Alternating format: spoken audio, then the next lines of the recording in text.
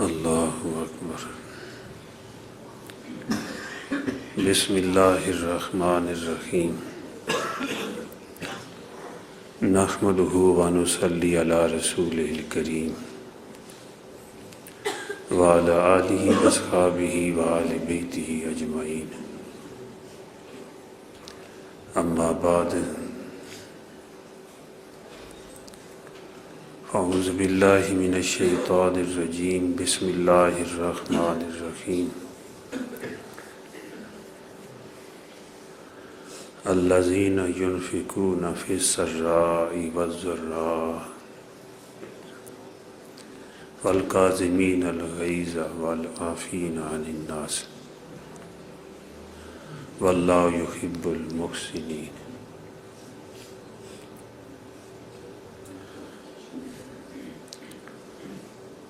قال النبی صلی اللہ علیہ وسلم لا الہ الا اللہ لیس لہا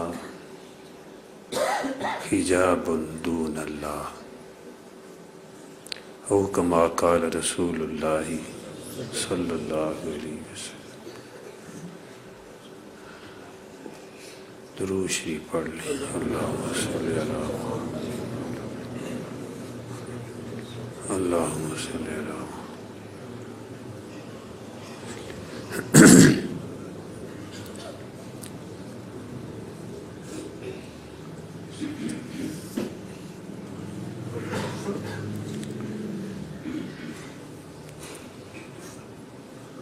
صلی اللہ علیہ نبی، لا الہ الا اللہ محمد رسول اللہ۔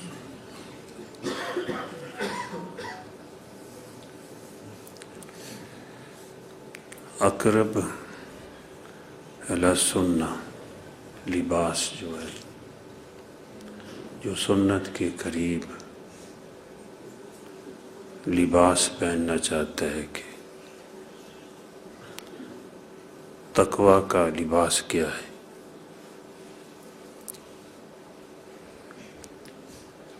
لباس ہے مختلف علاقوں میں، مختلف قوموں کے اندر مختلف لباس پہنے جاتے ہیں۔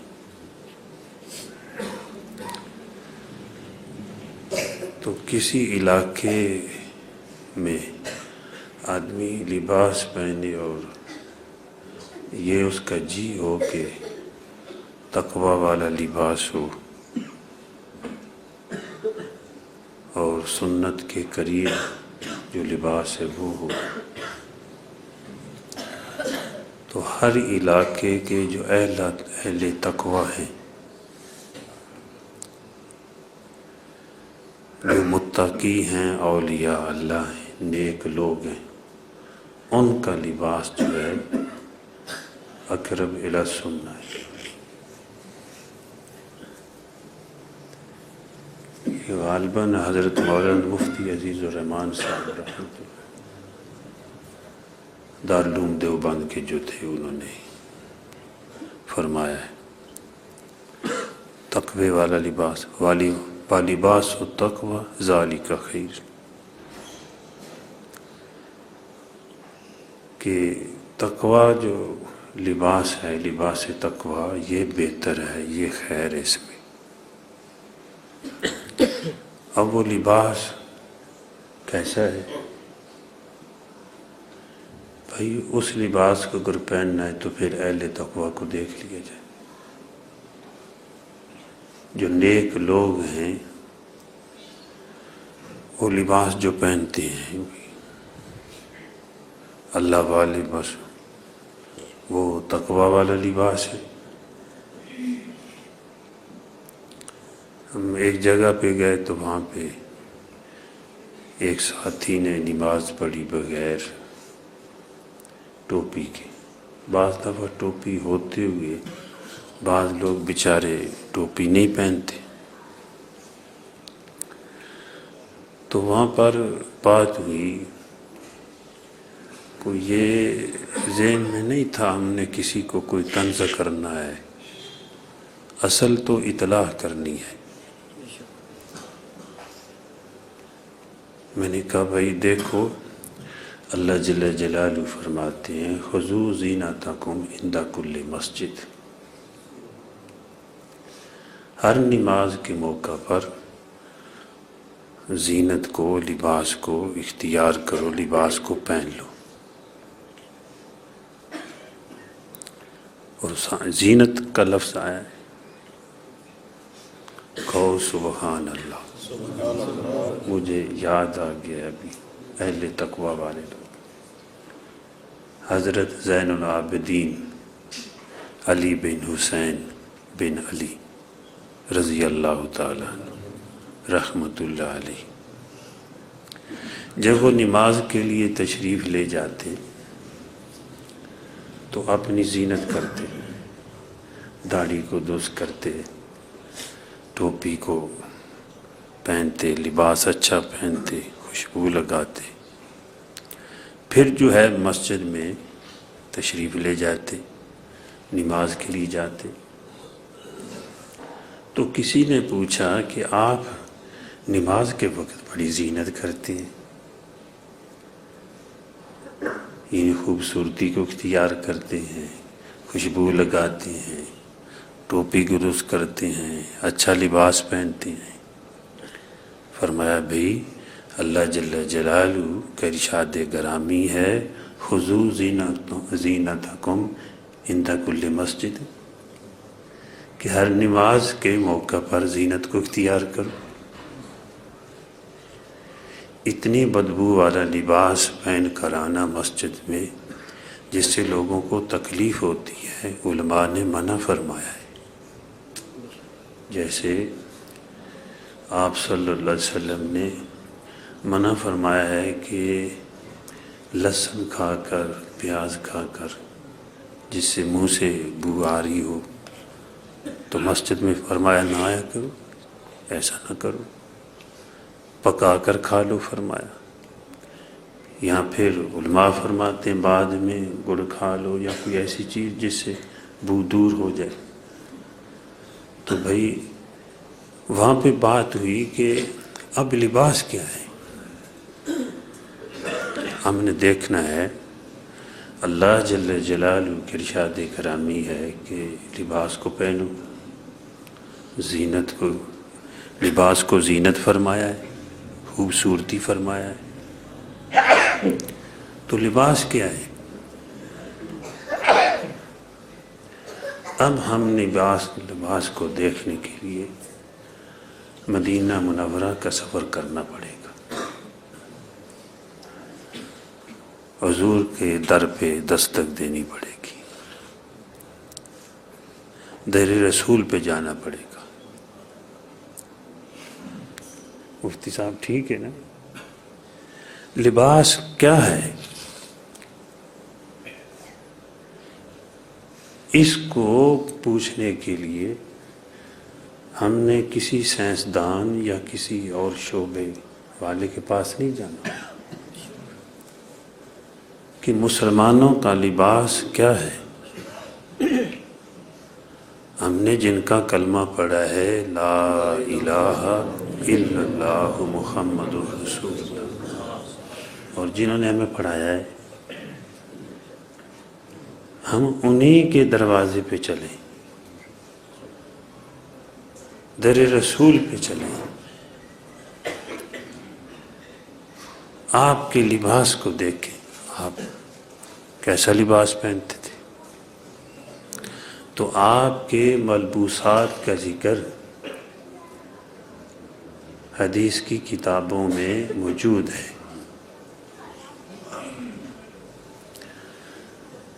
تو وہاں پہ بتایا کہ بھئی آپ کی ٹوپی کا نام بھی موجود ہے حدیث میں۔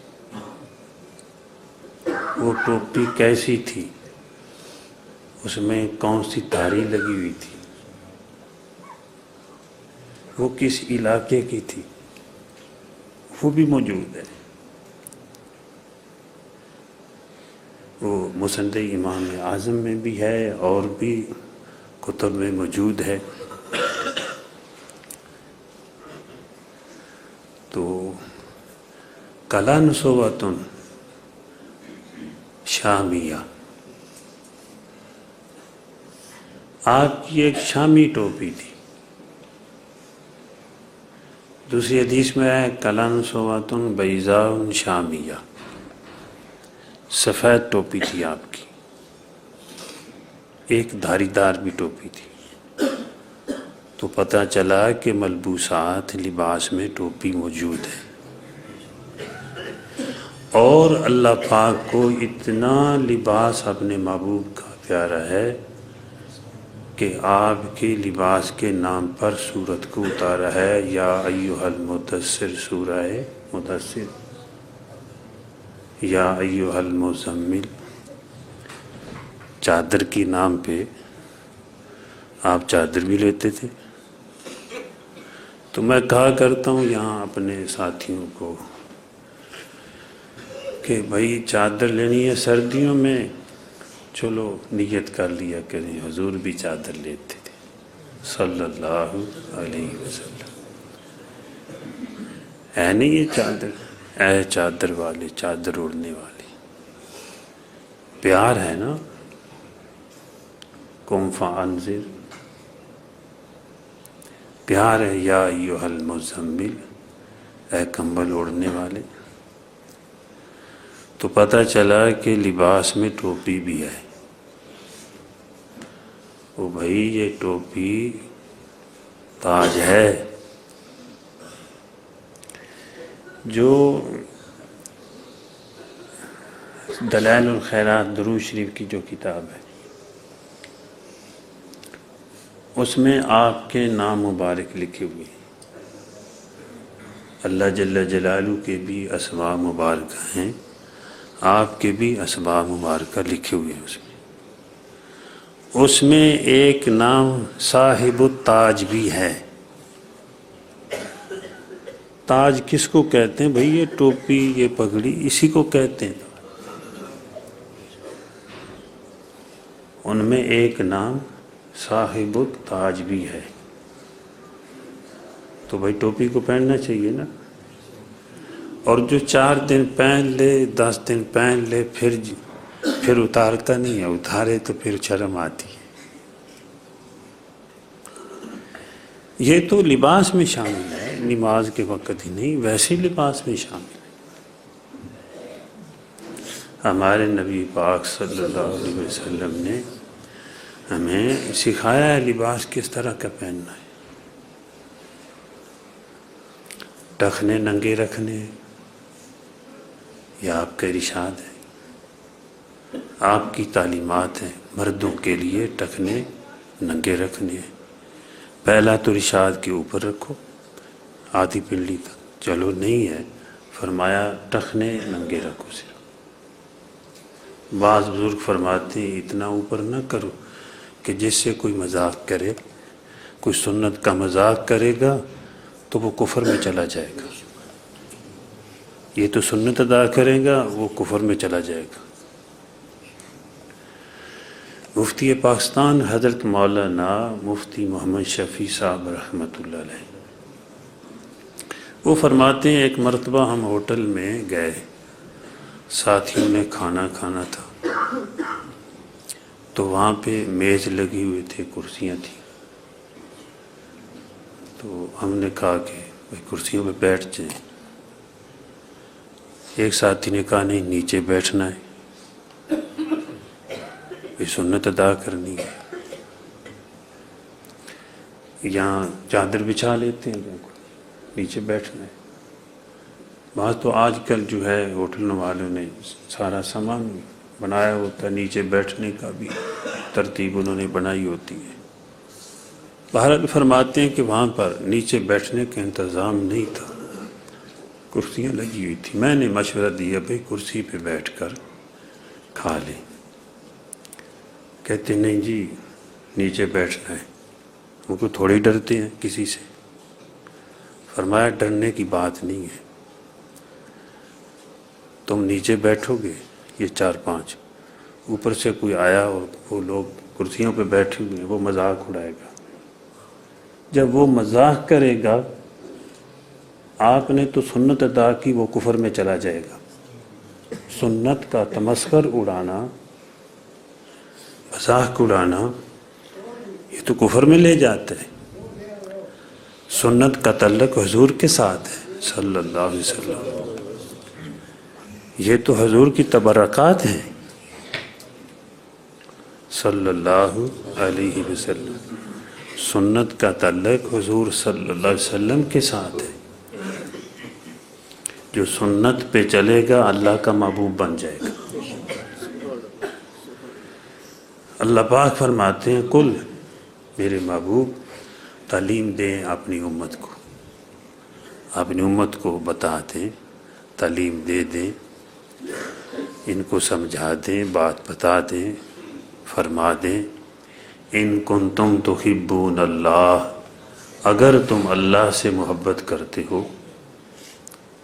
فاتبعونی یحببکم اللہ، میری پیروی کرو، میرا اتباع کرو، میری غلامی کرو، تو کیا ملے گا؟ یحببکم اللہ، اللہ تم کو اپنا محبوب بنا لے گا۔ میں اللہ کا محبوب ہوں اور میرا طریقہ اللہ کو محبوب ہے، اور جو میرے طریقے کو اپنائے گا، میں اللہ فرما رہے میں اس کو بھی اپنا محبوب بنا لوں گا۔ تو محبوب بننے کے لیے فرمایا ہے کو بتا دو، سمجھا دو۔ اچھا یہ ہے کہ محبوب بھی بنائے گا، وَيَغْفِرْ لَكُمْ ذُنُوبَكُمْ، گناہ بھی معاف کر دے گا۔ چلو تم میرے محبوب کی صورت میں آئے ہو میرے دروازے پہ، چلو تمہارے گناہ معاف۔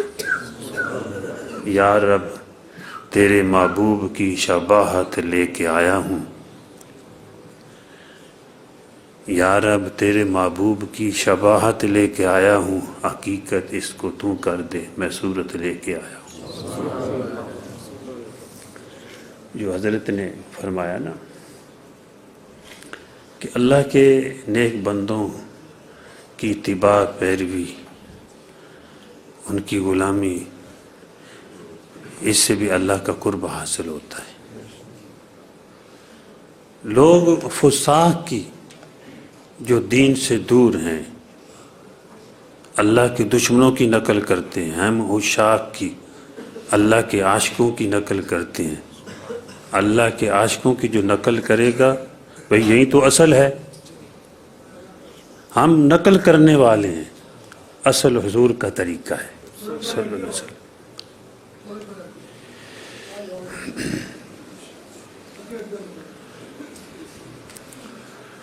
اللہ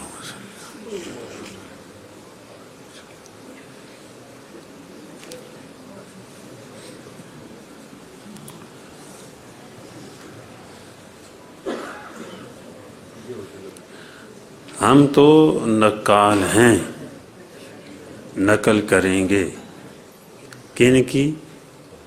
حضور اقدس صلی اللہ علیہ وسلم کی، ان کے غلاموں کی۔ کیسے آپ کی پیروی کریں؟ ان کے غلاموں سے پوچھیں گے بھائی۔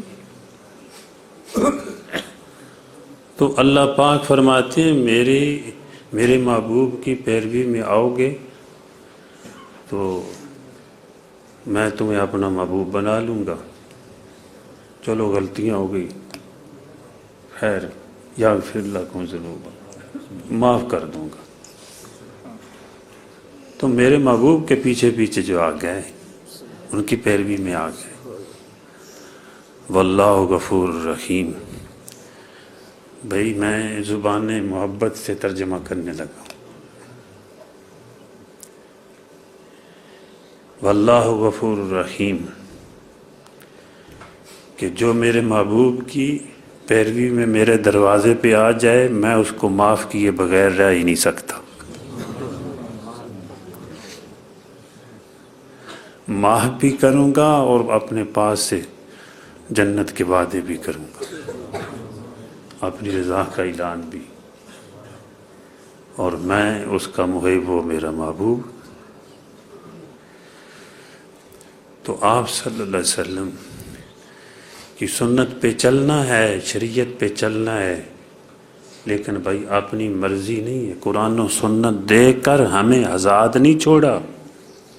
بعض لوگوں کو بیچاروں کو پتہ نہیں، قرآن و سنت دیکھ کر ہمیں آزاد نہیں چھوڑا، جو مرضی سمجھ لو اس کو۔ نہیں بھائی، اطیعوا اللہ و اطیعوا الرسول و اولی الامر منکم سے مراد فقہا ہیں، صرف واعظین بھی نہیں ہیں، مقررین بھی نہیں ہیں۔ شریعت کا مسئلہ چلے گا ائمہ دین سے، جب بات ہوگی مسئلے کی فقہا بتائیں گے۔ ہم تو جو کوئی فیس بک پہ، کوئی یوٹیوب پہ جو کچھ کہہ دیتے اس کے پیچھے دوڑ پڑتے ہیں۔ وہ بھائی الحمدللہ ان کی تعلیم کرنے اللہ خیر والے زمانے کی تعلیم موجود ہے، امام ابو حنیفہ رحمۃ اللہ علیہ، اور امام ابو یوسف رحمۃ اللہ علیہ، امام محمد رحمۃ اللہ علیہ، اور امام شافعی رحمۃ اللہ علیہ، امام مالک رحمۃ اللہ علیہ، امام احمد بن حنبل رحمۃ اللہ علیہ، اور ہر زمانے کے اکابر جو تھے بڑے بزرگ فقہا، ان کی تعلیمات موجود ہیں، ہم نے ان کو دیکھنا ہے۔ دنیا کا کوئی بھی شعبہ ہے، شعبے والے اپنی مرضی سے نہیں، اہل فن کی طرف رجوع کرتے ہیں، چاہے وہ سائنس کا ہے، میڈیکل کا ہے۔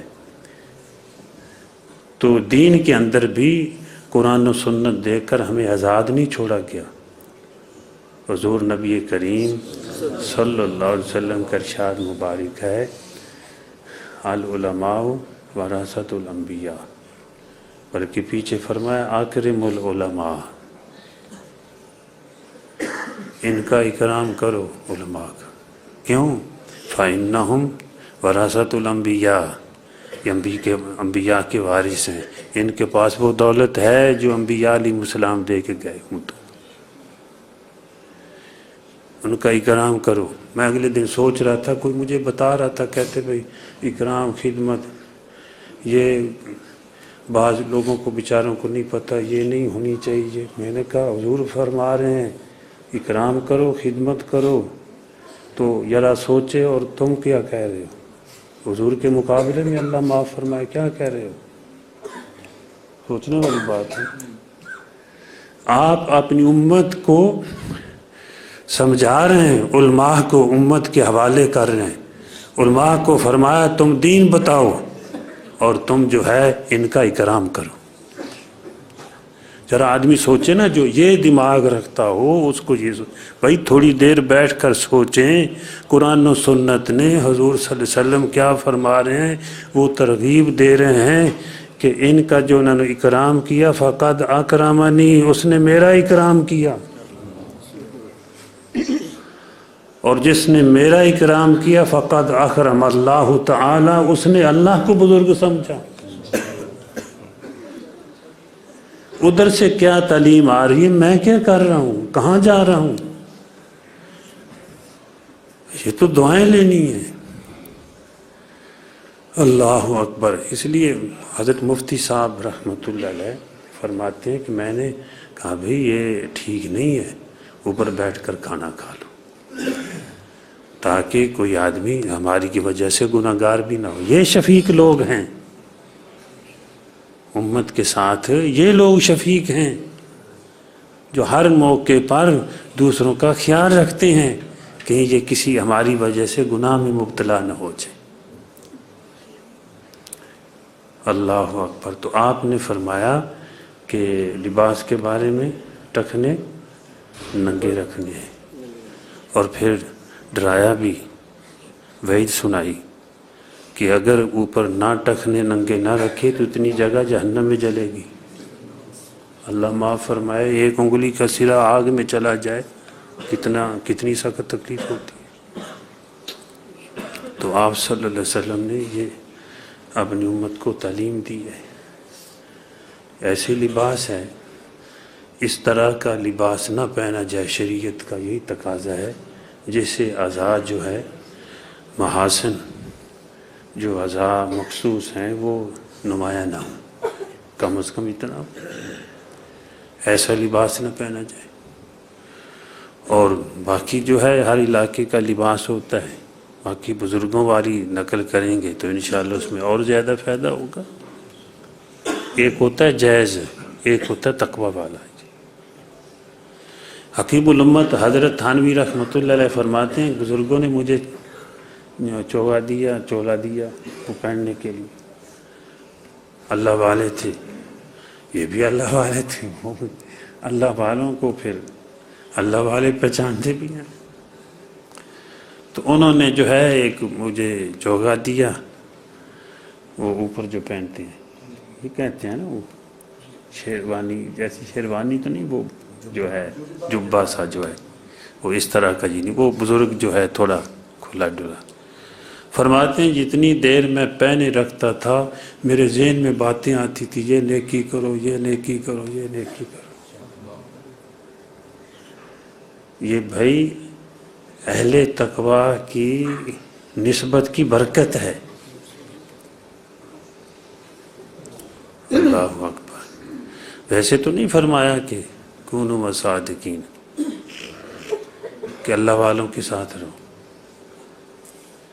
اسی لیے فرمایا کہ میرے بندے میرے بن جائیں، اہل تقوی اتقوا اللہ، یہ میرے جو دم بھرنے والے ہیں، میرا کلمہ پڑھنے والے ہیں، میرے محبوب کا کلمہ پڑھنے والے، ایمان والے، اتقوا اللہ، کہ تقوی والے بن جائیں، میرے محبوب بن جائیں، کونوا صادقین، اور جو ہے جو اہل تقوی ان کے پاس بھیجا جاؤ، ان کے ساتھ رہو۔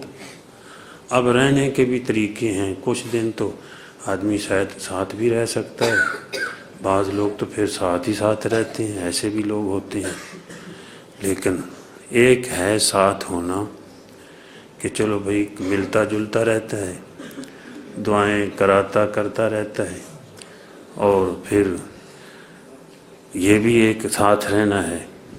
ایک ہے ساتھ رہ کر خدمت کرنا اور دعائیں لینا، دعائیں کرانا، ایک یہ بھی طریقہ ہے۔ ایک ہے محبت کرنا۔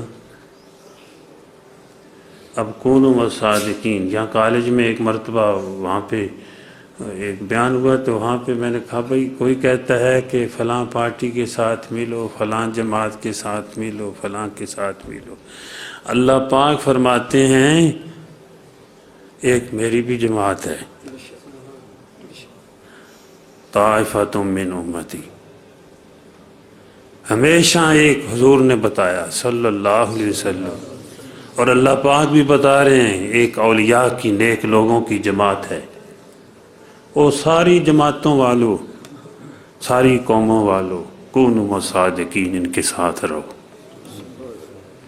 ان کی محبت کا دم بھرو، ان کے پاس آؤ جاؤ، جو آنا جانا ہوگا انشاءاللہ کسی نہ کسی درجے کا اثر ضرور ہوگا۔ میں کہا کرتا ہوں ایک آدمی نیک ماحول میں آتا جاتا ہے، کسی علماء صلحاء کو، نیک لوگوں کو ملتا ہے، لیکن اس کے باوجود جو ہے برائی میں مبتلا ہے، تو لوگ کہتے ہیں اس کو کیا فائدہ ہوا ہے؟ میں کہا کرتا ہوں اس کا فائدہ تمہیں تب نظر آئے گا جب یہ بروں میں بیٹھا ہوگا، تمہیں اچھا نظر آئے گا، اتنا ضرور اثر ہوگا۔ ان سے ملنے کی ہے یہیں ایک راہ، ان سے ملنے کی ہے یہیں ایک راہ، ملنے والوں سے راہ پیدا کر۔ حضرت ڈاکٹر عبدالحی صاحب رحمۃ اللہ علیہ فرمایا کرتے تھے کہ ان سے ملنے کی ہے یہیں ایک راہ، ملنے والوں سے راہ پیدا کر۔ اب کسی سے پوچھا جائے تو کس پارٹی کا، کہتا ہے جی چاہے وہ صدیق آباد میں ہے، میلو میں ہے، قادر آباد میں ہے، بھوا حسن میں ہے، پھالیہ میں ہے، قادر جو ہے بھیروال میں ہے، میں جی پیپل پارٹی کا ہوں، میں مسلم لیگ کا ہوں، میں وہ فلاں جماعت کا ہوں، مجھے تو پی ٹی آئی میں اس کا ہوں، کہتے ہیں نا۔ تو وہاں وہ ہے جس پارٹی کے ساتھ جس کا نام لے رہا وہاں ہے، وہاں تو نہیں ہے، وہ کہتے ہیں میں ان کا ہوں۔ اب ان کا وعدہ کیا ہے؟ وہ تو اللہ جانے، وہ جانے کل قیامت کے دن ہم کن کے پاس ہیں، فساق کے ساتھ ہیں یا عشاق کے ساتھ، یہ تو جواب دہی خود اپنی عقل سے سوچنے والی ہے۔ لیکن یہ ہے کہ مجھ سے پوچھا، بعض جو ہے سرکاری لوگوں نے بھی، ویسے بھی ایک آدمی سوال کرنے لگا. میں نے کہا بھئی جو اللہ کے نیک بندے ہیں، جو اللہ کے پیارے ہیں، وہ میری جماعت کے ہیں، میں ان کی جماعت کا ہوں. میری جماعت وہ اللہ والوں کی جو جماعت ہے، میری بھائی جماعت وہ ہے. وہ بڑا خوش ہوا. ایک تو وہ بتا جاتے ہوئے اتنا خوش ہوا، میری خدمت بھی کر گیا. یہ بھائی نیک لوگوں کی برکت. تو اللہ جل جلالہ جو ہے ہمیں آپ صلی اللہ علیہ وسلم کی تعلیمات کے مطابق زندگی گزارنے کی توفیق عطا فرمائے. تو حدیث میں آیا ہے لا الہ الا اللہ لیس لہا حجاب دون اللہ، کہ لا الہ الا اللہ اور اللہ کے درمیان کوئی حجاب نہیں، کوئی پردہ نہیں. ادھر پڑھا جاتا ہے ادھر قبول. لا الہ الا اللہ محمد الرسول اللہ. یہاں بھی پڑھا جا رہا ہے، عرش اعظم پہ بھی لکھا ہوا ہے انہ مکتوب علی العرش واوراق الجنہ لا الہ الا اللہ محمد الرسول اللہ. یہ عرش اعظم پہ بھی لکھا ہوا ہے، جنت کے درختوں کے پتوں کے اوپر بھی لکھا ہوا ہے لا الہ الا اللہ محمد الرسول اللہ. لا الہ الا اللہ، لا الہ الا اللہ، لا الہ الا اللہ، لا الہ الا اللہ، لا الہ الا اللہ، لا الہ الا اللہ، لا الہ الا اللہ، لا الہ الا اللہ محمد رسول اللہ. یاد میں تیری سب کو بھلا دوں، کوئی نہ مجھ کو یاد رہے. یاد میں تیری سب کو بھلا دوں، کوئی نہ مجھ کو یاد رہے. تجھ پہ سب گھر بار لٹا دوں، خانہ دل آباد رہے. سب خوشیوں کو آگ لگا دوں، غم سے تیرے دل شاد رہے. اب تو رہے پستا میں آخر، ورد زباں ہے میرے الہ. لا الہ الا اللہ، لا الہ الا اللہ، لا الہ الا اللہ، لا الہ الا اللہ، لا الہ الا اللہ، لا الہ الا اللہ، لا الہ الا اللہ، لا الہ الا اللہ، لا الہ الا اللہ، لا الہ الا اللہ، لا الہ الا اللہ، لا الہ الا اللہ.